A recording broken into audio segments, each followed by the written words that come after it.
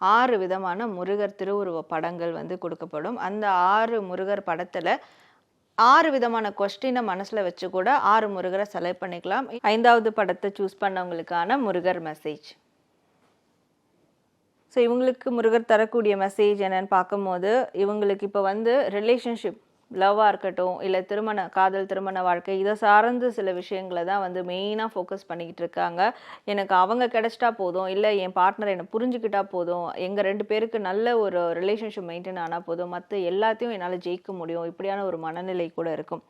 So அதற்கெல்லாம் வந்து அவங்க ரெடி ஆகணும்னா அதற்கு இவங்க சைடு சில விஷயங்களை மாற்றிக்கணும்.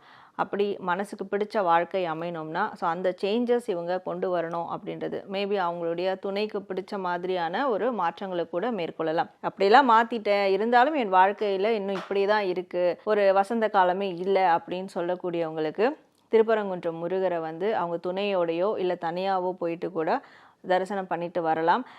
அதுவும் குறிப்பிட்டு இந்த ஒரு காதல் திருமண பந்தம் கைகூடுறதுக்கு அவங்க வழிபாடு செஞ்சுட்டு வரும்போது கண்டிப்பாக இந்த பிரச்சனைகள்லாம் ஒரு தீர்வுக்கு வரும். திருப்பரங்குன்றம் முருகர் அவங்களுக்கு வந்து ஒரு நல்ல வழியை காட்டுவார் அப்படின்றது தான் முருகர் தரக்கூடிய ஒரு மெசேஜாக இருக்கு. தீபம் விளக்கேற்றும் எண்ணெய், ஒரு தெய்வீக அனுபவம்.